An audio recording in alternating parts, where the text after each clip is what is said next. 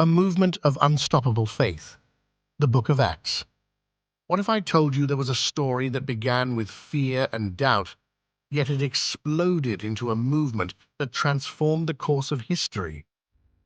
A story of ordinary men and women empowered by something extraordinary, bold enough to stand against empires, resilient enough to endure persecution, and passionate enough to bring hope to the ends of the earth.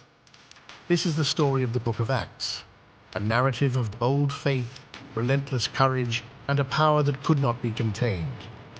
A story that did not end in the first century, but continues today, with you and me. The Gospel of Luke closes with Jesus ascending into heaven, but not without leaving a promise. You will receive power when the Holy Spirit comes on you, and you will be my witnesses in Jerusalem and in all Judea and Samaria and to the ends of the earth. Acts 1:8. Imagine being one of the disciples, standing on a hillside, still grappling with the awe of the resurrection and the weight of this mandate. How could they, a group of fishermen, tax collectors, and former zealots, carry a message that would challenge religious elites, topple spiritual strongholds, and reach every corner of the known world? But they waited, they prayed, and then came Pentecost. The Holy Spirit descended like a rushing wind, filling the house with tongues of fire. That same Peter, who had denied Jesus weeks earlier, stood before a crowd of thousands and boldly proclaimed the gospel. The result? 3,000 lives transformed in one day. Acts 2:41. What does this mean for us today? That same Holy Spirit is available to every believer, equipping us to live boldly for Christ. Imagine what could happen if we truly embrace this power in our lives. The Book of Acts doesn't shy away from the cost of discipleship. Stephen, the first martyr, stood before a hostile crowd and declared the truth of Christ, even as stones rained down on him. With his dying breath, he echoed Jesus' forgiveness. "Lord, do not hold this sin against them." Acts 7:60. Stephen's death sparked a wave of persecution that scattered believers, but rather than extinguishing the movement, it spread the gospel like wildfire. Even Saul, the persecutor, was transformed on the road to Damascus. His encounter with the risen Christ turned him into Paul, the greatest missionary of the early church. This reminds us that no one is beyond the reach of God's grace. Who in your life seems unlikely to come to faith?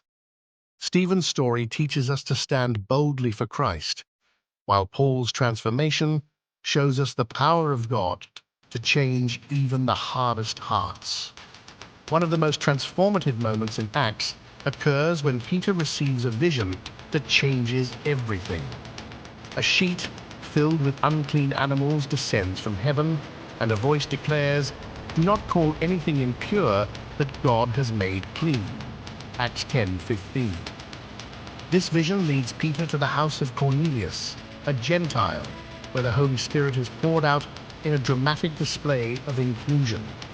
Peter declares, "I now realize how true it is that God does not show favoritism, but accepts from every nation the one who fears him and does what is right."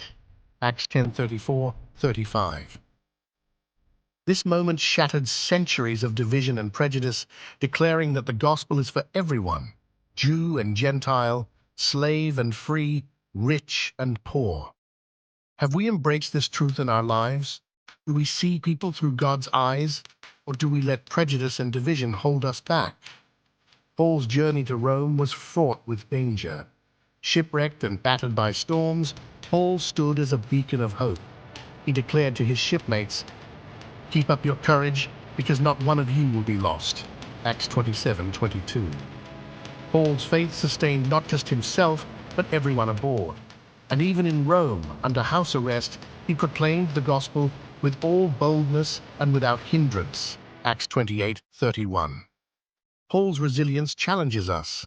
When life's storms rage, do we trust God's promises? When our circumstances seem to confine us, do we still see opportunities to share the gospel? The book of Acts ends not with resolution, but with an open invitation. The story isn't over.